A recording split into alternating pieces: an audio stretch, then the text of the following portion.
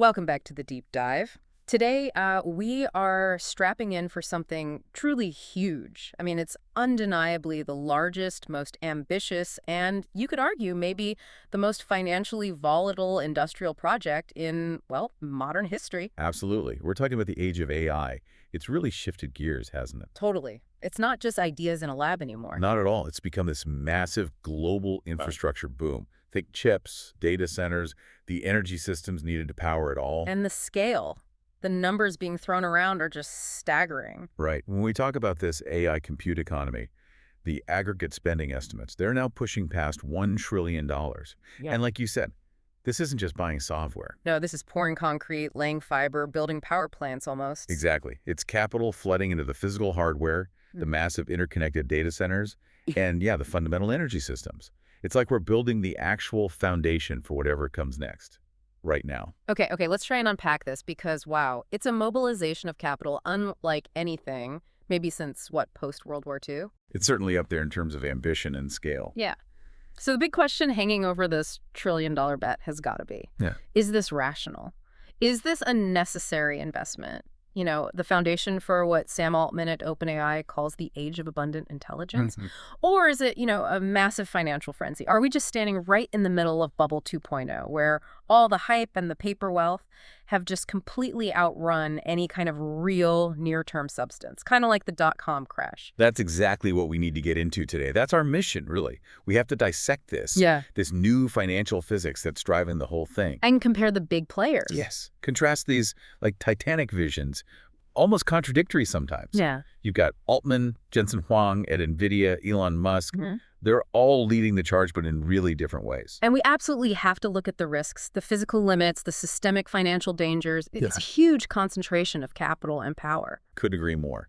And if you want to talk about that scale, that sort of dizzying financial physics, you really have to start with one specific deal, the one that kind of crystallized this whole new reality. You mean the OpenAI AMD deal from, what was it, October 2025? Exactly, that deal. It didn't just, stun analysts. It basically gave us the blueprint for how this entire trillion-dollar economy is being financed. It showed the mechanism. Right. So OpenAI needed compute, like desperately. An insatiable need, really. So Yeah. they committed to buying hundreds of thousands of these AMD Instinct AI accelerators, top-of-the-line chips. And these weren't just for one project, right? This was about massive capacity. Massive. Enough chips to power up to 6 gigawatts, GW, of data center capacity. 6 gigawatt. Just pause on that. Can you put that into perspective for us? What does 6 GW actually mean? Okay, think about it this way. 6 GW is roughly the generating capacity of 6 large nuclear power plants, 6 nuclear plants. all dedicated entirely to just training AI models. It's like, imagine turning on every single light, every appliance in a major global city, and dedicating all that power to one single purpose. AI. Wha- Okay. But the really interesting part, the circular part, as you called it, was how they paid for it, or rather, how the deal was structured. What did AMD get or give for locking in this huge multi-year purchase? Well, that's the genius, or maybe the danger of it. They executed this warrant agreement. It fundamentally tied the two companies' fates together. Warrants, so like stock options. Essentially, yes. AMD issued OpenAI warrants for up to 160 million shares of AMD stock. Now get this, that's about 10% of AMD's entire common stock. Right. A huge potential equity stake. Okay, and the price? Nominal, just 1 cent per share exercise price. Of course, they vest over time based on OpenAI actually deploying the chips and hitting milestones. Hold on, so let me get this straight. OpenAI basically gets a massive chunk of AMD's future potential success, practically for free, just for promising to buy the chips they needed anyway. That's the core of it, yeah. OpenAI gets immense leverage from this, and the market reaction, it just shows you why this mechanism is so incredibly potent. What happened to AMD's stock? It surged over 30% in just 2 days of trading after the announcement. That added over $80 billion to AMD's market cap. Instantly. $80 billion. And suddenly, OpenAI's warrants, even unvested, turned into this potential paper windfall worth several $billion. Almost overnight. And that capital, that value, wasn't from selling more products or getting more customers. No, it was generated instantaneously. Just by the stock price jumping because of the promise of future chip purchases from OpenAI. Yeah. That's the circularity in action. Which brings us right into the thick of it. Section 2, the financial engine itself. This whole economy seems built on this really weird, almost paradoxical idea of circularity and synthetic growth. That's a perfect way to put it. If the dot-com bubble, ran on eyeballs and hoped for ad revenue, Right. then this AI infrastructure boom seems to be running on recycled paper wealth. And that OpenAI AMD deal, it's the perfect template. It shows you exactly how this circular dynamic works. Okay, let's break down that self-reinforcing cycle again, step by step. Because honestly, it feels crucial if you want to grasp the financial risks here. It sounds a bit like a perpetual motion machine. It kind of does, doesn't it? It's basically a closed-loop system, and it seems designed for maximum acceleration. Here's how it goes. Okay. Step 1. OpenAI makes this massive, really aggressive commitment to buy chips.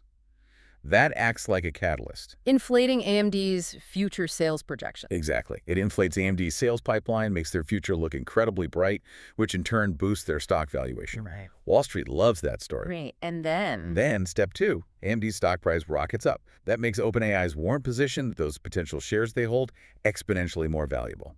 On paper, at least. So OpenAI suddenly looks richer, even though it's just paper gains. Precisely.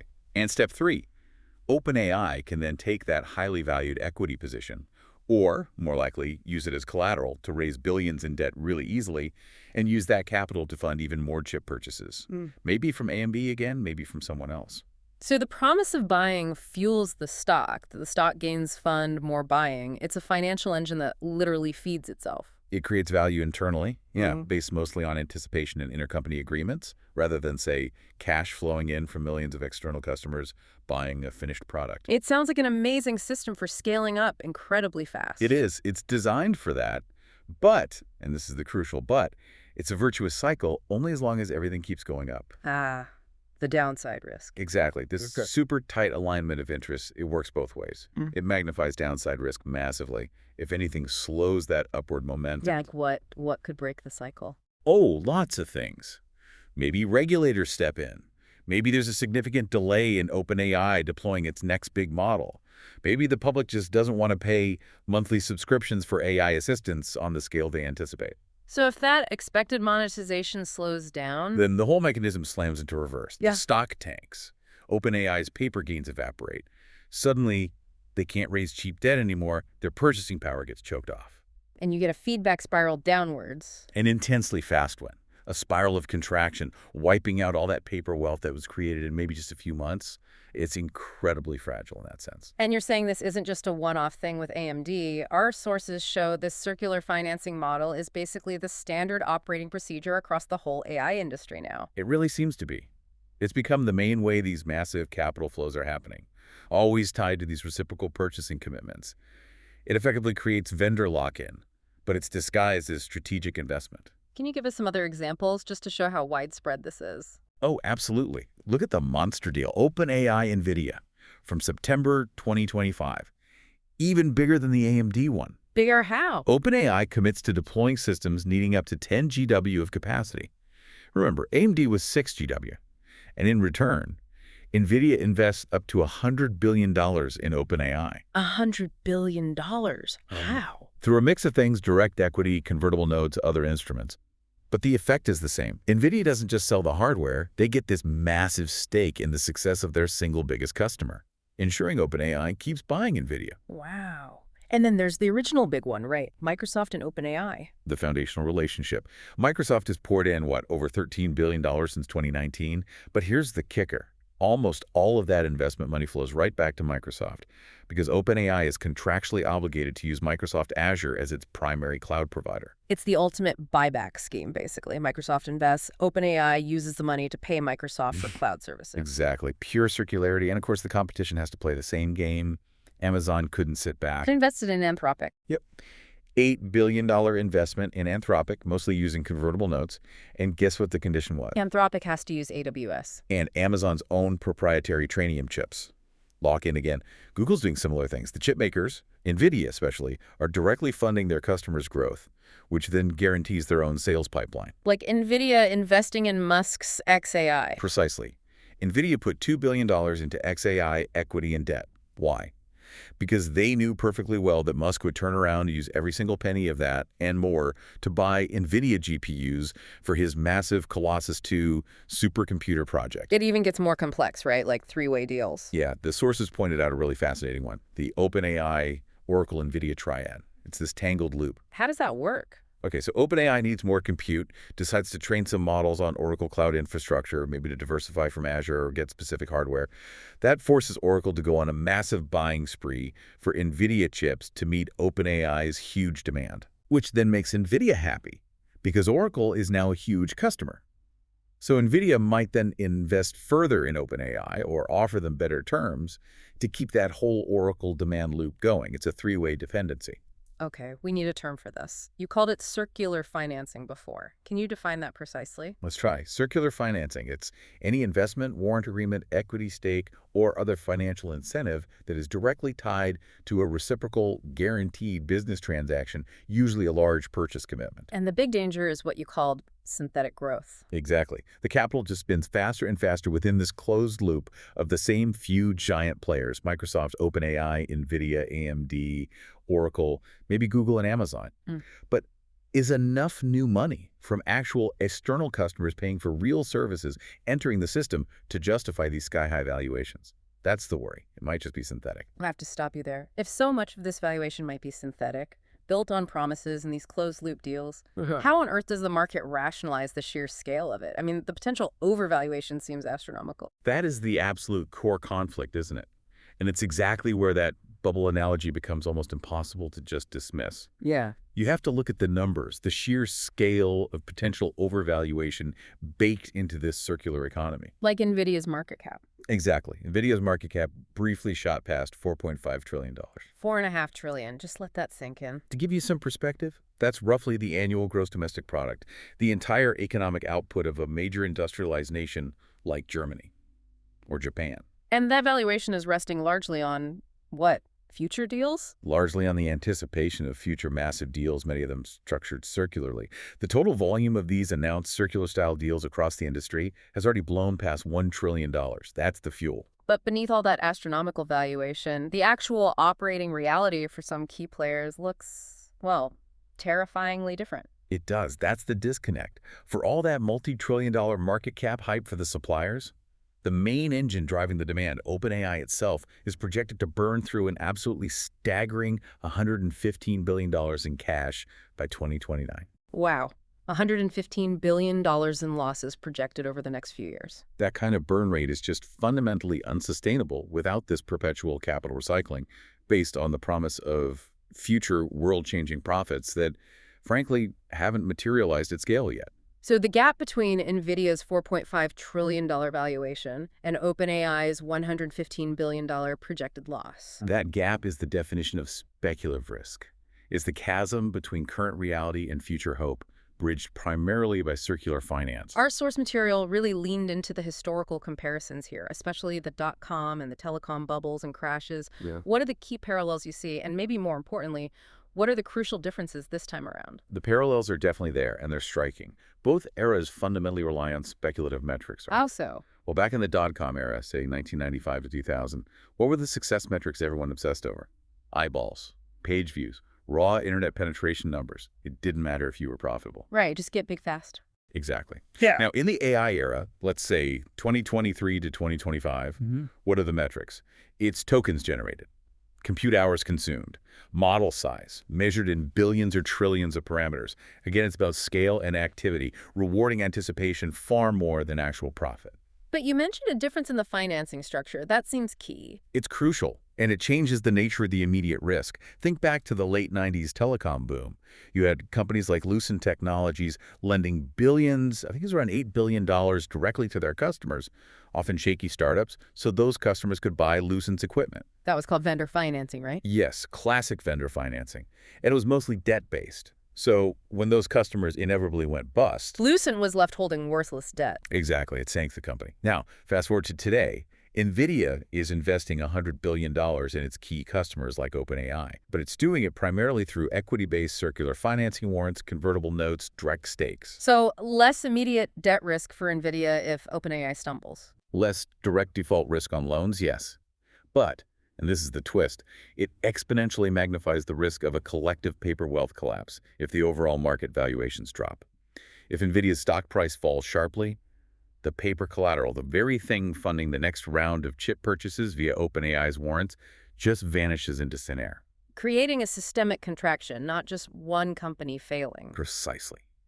That tight, highly leveraged interdependence across the major players leads directly to extreme systemic fragility if just one critical link in that chain breaks. Like, say, OpenAI hits a major snag with GPT-5, or regulators impose strict rules on model deployment. Exactly. If something like that happens, it wouldn't just hurt OpenAI. It could trigger this immediate, sharp reverberation through the stock prices and the reported future revenues of Nvidia, AMD, Oracle, Microsoft, Yeah. all simultaneously because their fortunes are so tightly interwoven through these deals. And this combination, the high leverage, the interdependence, the fact that purchases are driven by equity incentives rather than just pure organic customer demand. It creates hugely distorted market signals. It's hard for anyone outside that closed loop to know what the real demand is. Which leads back to a classic historical risk. The risk of massive overproduction of GPUs and the overbuilding of data centers. It's exactly what happened with the infamous dark fiber glut that absolutely crushed the telecom sector after the bubble burst in 2001. Right. Companies like Global Crossing borrowed billions, laid insane amounts of fiber optic cable based on wildly optimistic projections. And then watched most of that incredibly expensive infrastructure sit dark, unused, when the projected demand just didn't show up. We face a very real risk of a dark silicon glut this time around. Billions, maybe trillions, invested in compute capacity that might not have paying customers ready at that scale. Given all this, the scale, the circularity, the systemic risk, the distorted signals, it seems impossible for regulators to just sit back and watch. They can't, and they aren't. We're seeing significant and clearly increasing scrutiny coming from both the FTC and the DOJ. They're looking hard at this intense market concentration among the so-called Magnificent Seven tech giants. What are they focusing on specifically? Several things. Potential conflicts of interest that are just inherent in these circular financing deals. Are companies like Nvidia or Microsoft using their investment leverage unfairly? Like forcing customers to use their other services? Exactly. Bundled sales practices, anti-competitive supplier lock-in, for example. Maybe you can only get access to the best Nvidia chips if you run them on a specific cloud provider they've invested in. And the accounting must be a nightmare. That's perhaps the most critical regulatory concern, the accounting opacity. How do you even track true organic revenue versus subsidized synthetic growth when these complex equity for purchase deals are happening? It makes it incredibly difficult, maybe impossible, for regular investors to accurately assess the underlying health of these companies. Transparency is a huge issue. Okay, so we've mapped out the money flow. Enormous, complex, circular, and definitely carrying systemic risk. Now let's shift gears a bit. Let's talk about the people, the personalities driving this thing. This massive industrial project isn't monolithic. It's being shaped by fundamentally different philosophies, right? Absolutely. Now we move from the maybe dry mechanics of finance to the realm of industrial philosophy, vision, even ideology. You have these three towering figures, Sam Altman, Jensen Huang, Elon Musk. They're all racing towards roughly the same future, a world saturated with AI, but how they're trying to build it and what they see as the biggest obstacles or risks. Totally distinct. Let's start with Sam Altman at OpenAI. You framed him as the architect of abundant intelligence. His vision seems bigger than just business, almost like a moral crusade. That's a good way to put it. Altman consistently frames AI not just as a product, but as this ultimate deflationary technology. Something so fundamental it should be treated almost like a universal public good, maybe even a human right, accessible to everyone on the planet. So like electricity or the internet. Exactly. He draws direct parallels. He talks about scaling intelligence on the same civilizational level as past transformative infrastructure projects, building the railroads that connected continents, rolling out the electric power grids, creating the internet that democratized information. He sees himself as building the foundational layer for a new kind of digital civilization. And his ambition for scaling, it reflects that grand vision. It sounds less like business expansion and more like wartime industrialization. It really does. He literally proposed publicly constructing 1 gigawatt of AI infrastructure every week. Every week, that's insane. It's an unbelievable pace. He's argued that we have to stop thinking about data center development as this traditional slow-moving real estate project. Instead, it needs to be treated like a fast-moving, globally integrated manufacturing process, like stamping out factories. He's trying to industrialize the creation of intelligence itself. And his strategy for getting there, these alliances with AMD, Samsung, Oracle, is that just about getting chips? It's partly that, yes. Risk mitigation. trying to reduce OpenAI's dangerous over-reliance on Nvidia as a single source for the most advanced chips. That's just smart business. But it's more than that. I think so. Yeah. It seems aimed at building a more distributed, resilient global intelligence grid, not concentrating all power in one or two suppliers. And look who he's talking to for funding. Sovereign wealth funds all over the world, the UAE, Saudi Arabia, Japan, Singapore. He's trying to mobilize trillions in global capital. He genuinely believes that's the scale of investment needed.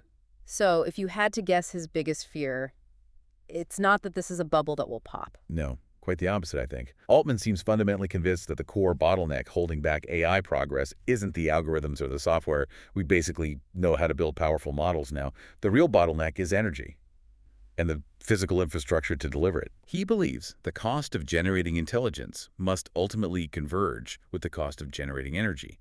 Therefore, the greatest risk to humanity, in his worldview, isn't spending too much or building too fast. It's insufficiency. It's failing to build the infrastructure fast enough. Because that would deny us the benefits. Exactly. If we don't build it, we deny humanity the massive societal breakthroughs AI could unlock: personalized medicine, solving climate change modeling, radical scientific discovery. To him, caution is the real danger. Okay. Fascinating. Now let's pivot to Jensen Huang at Nvidia, the engineer of the AI factory. If Altman is focused on the grand vision, the software, the societal outcome, Huang seems laser-focused on the tools, the means of production. That's a perfect description. Huang's view is deeply rooted in industrial thinking and manufacturing philosophy. Right. He consistently refers to the data center not just as a building full of servers, but as the new AI factory. In the GPU. The GPU is the new steam engine. It's the core machine tool of this new industrial revolution. And what do these factories produce? They manufacture intelligence. That's the product. Measured, he says, by the tokens they generate: words, images, lines of code, robot movements. Intelligence itself is now an industrial commodity that can be scaled, refined, and sold. And key to this factory model is efficiency, right? Getting more intelligence for less cost, less energy. It absolutely have to be. That's NVIDIA's whole game. They aim for these massive 10 to 20x cost efficiency leaps with each new generation of hardware. We saw that promise with the move from Hopper to the Blackwell architecture. More performance per watt per dollar. And that huge $100 billion partnership with OpenAI, deploying maybe 10 GW of NVIDIA gear. How does he frame that? He views it, quite simply, as the largest single AI infrastructure project in human history. He's building the engine room for Altman's vision. But critically, NVIDIA isn't just selling the chips, the GPUs. They sell the entire compute stack. The networking, the software? Yeah. Exactly. The high-speed networking, NVLink, InfiniBand, and crucially, the CU-Day software platform. It's the whole vertically integrated ecosystem needed to actually make these AI factories run effectively. He wants to sell nations the ability to build their own sovereign AI industries powered by NVIDIA tech. In this industrial vision, these AI factories, Huang argues they have massive economic implications beyond just tech. He talks about physical labor. Yes, it's a really compelling counter-narrative to the usual AI will take all the jobs story. Huang argues that it's actually skilled physical labor. The tradespeople, the plumbers, electricians, construction workers, the people who build and maintain the energy grids who will ultimately win the AI race. Because someone has to build all this infrastructure. Precisely. Someone has to build these massive, complex AI factories. He throws out a staggering number, an estimated $7 trillion needed to be spent globally by 2030. Just on the physical stuff, the data centers themselves, the advanced cooling systems, the new power lines and substations. $7 trillion? That's a lot of construction jobs. A huge amount. He projects that a single, large, 1 GW AI factory could generate something like $60 billion in annual economic output, while creating tens of thousands of jobs across the energy, construction, and manufacturing sectors needed to support it. It's a vision of fundamental economic retooling, driven by the need for physical infrastructure. Okay, Altman the architect, Huang the engineer. Which brings us to the third titan, Elon Musk and his venture, xAI. You label him the executor of cosmic ambition and speed. His focus seems different again, almost singular. Musk is unique, as always. His stated goal for AI is less about societal transformation or industrial production and more, well, cosmic. He talks about AI as the ultimate scientific instrument, the tool humanity needs to finally understand the universe. It's a deeply scientific, almost philosophical goal. But operationally, his priority isn't philosophy, it's Speed. Pure, relentless execution speed. Velocity. Yeah. He's taken the gigafactory manufacturing DNA, the template he honed building Teslas and batteries at incredible scale and speed, and he's applying it directly to building compute infrastructure. And the scaling numbers for xAI reflect that speed. How fast are they actually moving? The speed is the defining characteristic. It's what sets xAI apart right now. Their flagship project, this giant AI supercomputer called Colossus 2, is reportedly scaling towards 780,000 state-of-the-art GPUs. 780,000. And the goal is apparently to double its compute capacity every 2 to 3 months. That's just an insane cadence. And Musk has publicly targeted acquiring something like 50 million H100 equivalent GPUs within 5 years. 50 million. Isn't that basically the entire world's current production capacity for several years? Pretty much. Right? It's an almost unfathomably ambitious target. It implies sucking up a huge fraction of the global high-end GPU supply chain, dedicated solely to xAI. The execution tempo is already bordering on military-grade logistics. His team apparently deployed 100,000 GPUs into their new Memphis data center cluster in just 122 days. That's building a world-class supercomputer from scratch in about 4 months. The gigafactory of compute model in action. Exactly. Applying manufacturing discipline to data center construction. And his view on the energy needed to power this beast. Where does that fit compared to Altman's insufficiency fear or Huang's focus on efficiency? Musk seems to strip away both the moral framing and the deep industrial efficiency arguments. For him, energy appears to be treated almost purely as a logistical challenge to be conquered, a problem of supply chain and engineering, not philosophy. Just feed the beast. That's the phrase he reportedly uses, feeding the beast. He's leveraging the expertise within his empire, Tesla Energy, for large-scale battery storage and solar integration, Starlink for potentially managing connectivity and logistics to solve the power problem. The Memphis gigacluster alone is expected to draw over 1 gigawatt of power eventually. It's about securing the massive inputs required as fast as possible without getting bogged down in the bigger debates. Just execute. Okay, so let's try to synthesize these three. Altman, Huang, Musk. The architect, the engineer, the executor. How do they relate to each other within this whole circular AI economy we've been discussing? Are they collaborators? Competitors? Both. They form this really critical, complex dependency chain. You almost can't have one without the others, at least right now. How so? Well, think of it like this. Altman, the architect, is primarily focused on the software, the models, the ultimate goal of universal abundance. He drives the high-level demand and defines the market need through OpenAI's ambitions. He needs massive scale. Okay. Then Huang. Huang, the engineer, provides the essential enabling technology, the hardware platform, the GPUs, the networking, the software stack that everyone, including Altman and Musk, absolutely must buy into to build their systems.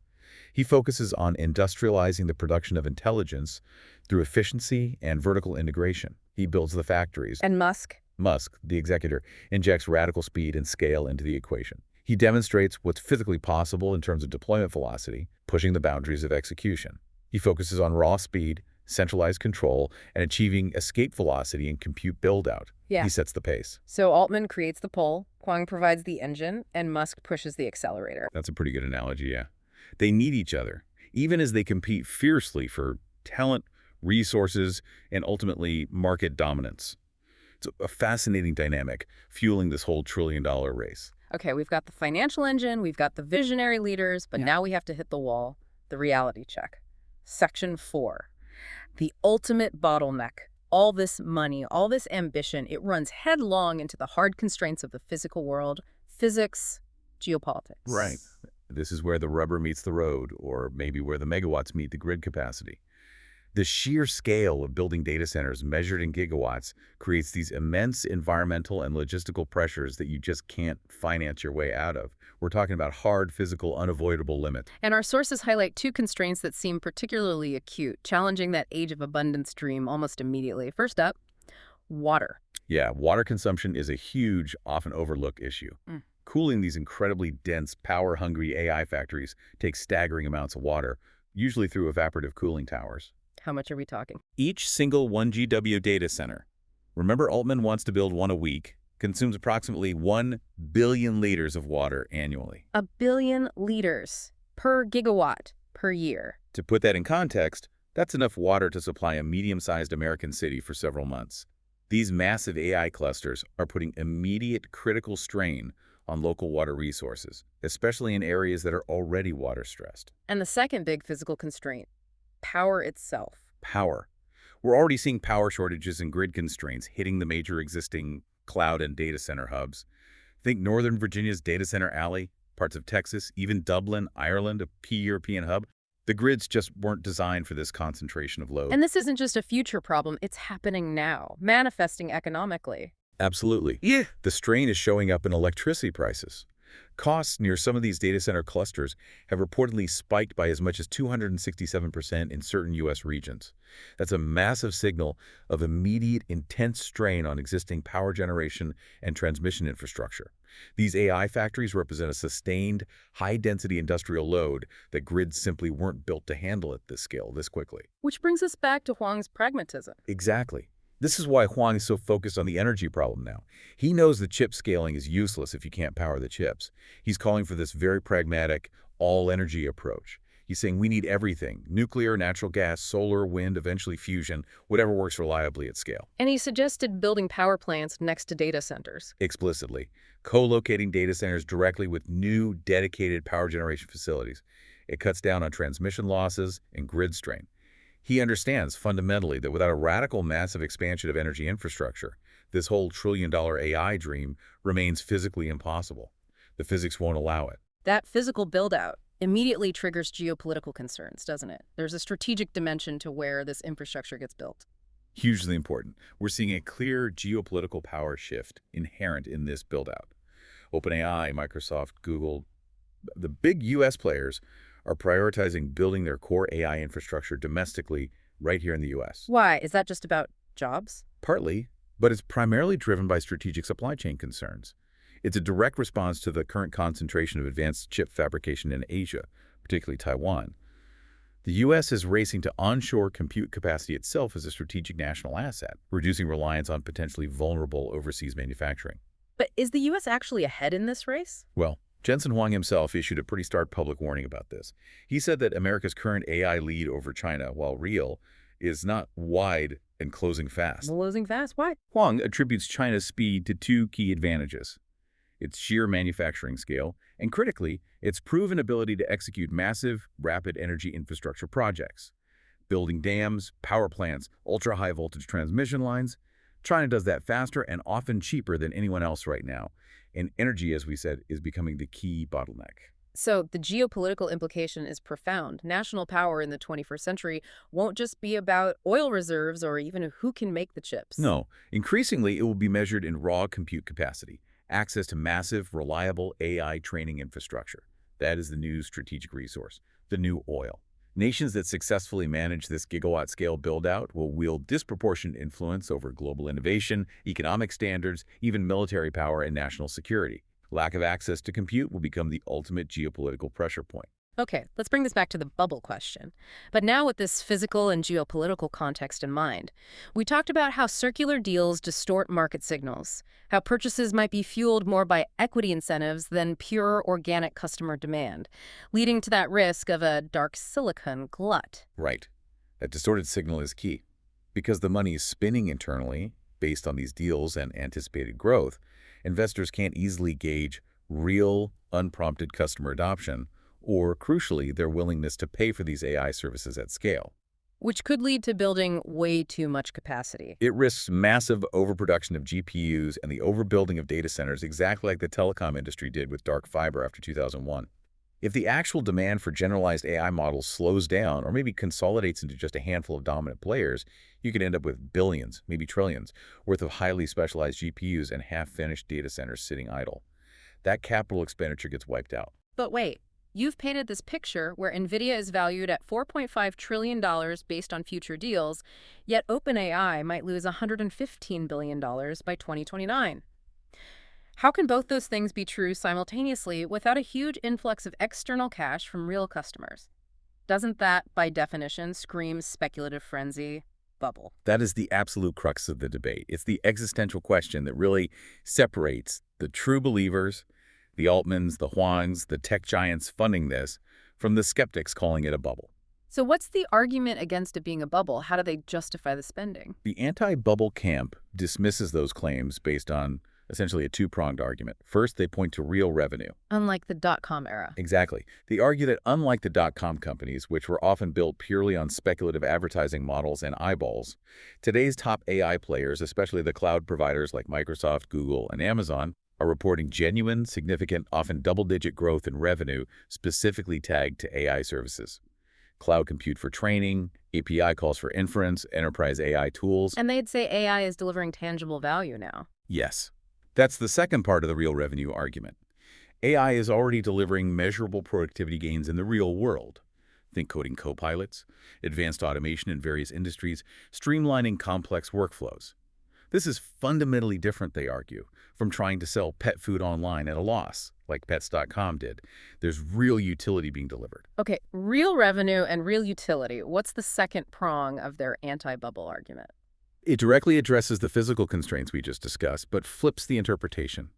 They look at the current intense scarcity of cutting-edge chips and GPUs, the fact that companies are still on long waiting lists, sometimes months or more, to get their orders for NVIDIA's H100s or AMD's Instinct accelerators. And they see that scarcity as proof of what? As proof that the market is actually underinvesting, not overinvesting, relative to the exponential demand curve they foresee for intelligence.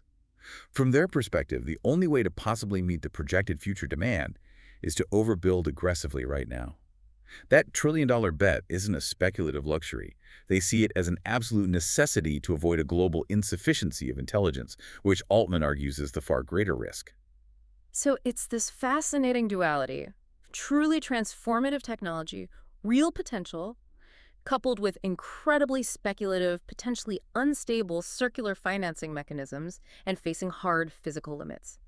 Which brings us perfectly to our final and maybe the most profound section today, the scarcity trap, when abundance collides with society. Right. And to really understand this, we have to anchor it with that historical lesson again. The underlying technology of the internet was real. It was revolutionary, no doubt about it. But Pets.com died. Pets.com died spectacularly. Why? Because they mistook genuine human emotion. People love their pets. For sound business economics. Shipping 30-pound bags of dog food across the country individually was a logistical nightmare and a financial loss on every order. The internet infrastructure itself was sound, increasingly robust, but their specific business model built on top of it was fundamentally broken.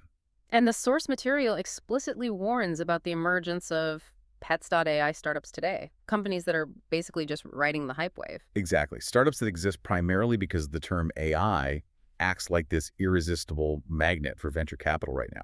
They're built entirely on buzzwords, maybe a slick demo, minimal viable product, but often without a truly sustainable, profitable business model underneath. And these Pets.ai companies, fueled by that synthetic circular capital rather than real customer revenue. They are structurally very fragile. They will collapse. It's inevitable. And when they do, journalists will write headlines about mini crashes or maybe even declare another AI winter. But the underlying technology, the core technology, the fundamental capability of AI to augment and automate cognition itself that will endure.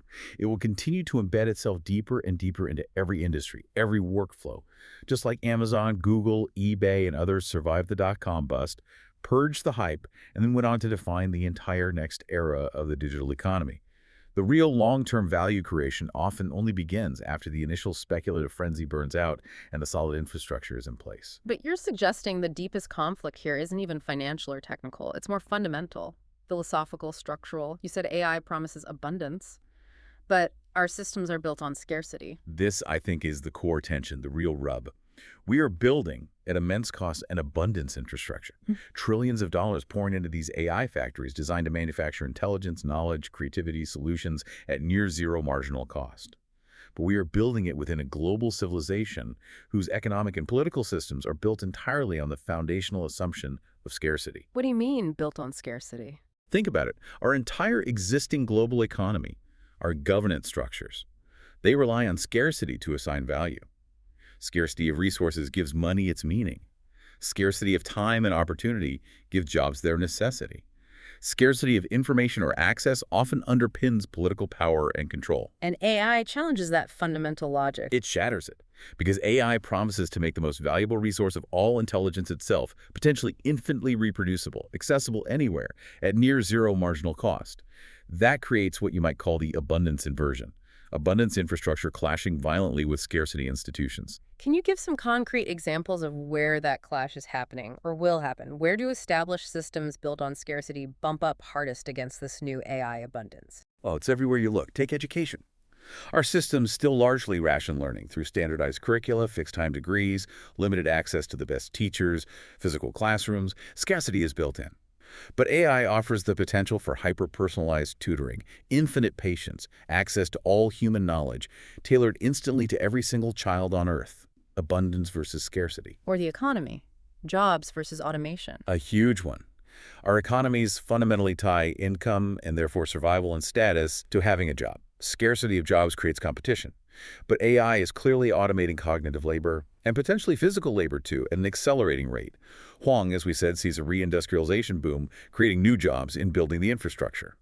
Altman, however, projects a future of massive economic abundance, potentially requiring systems like universal basic income to decouple work from income entirely. That's a fundamental clash with the scarcity-based job economy. And politics. Information control. Traditionally, controlling the flow of information has been a key lever of political power, keeping secrets, shaping narratives. But open-source AI models, widely distributed, have the potential to democratize knowledge and analytical capability on a global scale, challenging those traditional power structures built on informational scarcity. So the core message here is that our existing societal structures, they just weren't designed for this. Society is fundamentally under-redesigned for the age of AI. That's a perfect way to phrase it. We're trying to pour this ocean of potential AI abundance into the old, narrow channels of our scarcity-based systems, and it's causing overflows and blockages. Which means the AI glut we should really worry about. It might not be a physical glut of too many GPUs sitting idle. Exactly. The real glut, the dangerous one, might be a glut of blocked potential. We'll have the capacity to generate far more intelligence, automation solutions, and productivity than our existing economic and political systems are willing or able to process, distribute, or allow to flow freely into society. So this mismatch between what the trillion-dollar AI infrastructure can produce and what our established scarcity-based systems allow it to produce or distribute, that will manifest in strange ways. It might even look like economic stagnation. It could absolutely look like stagnation, paradoxically.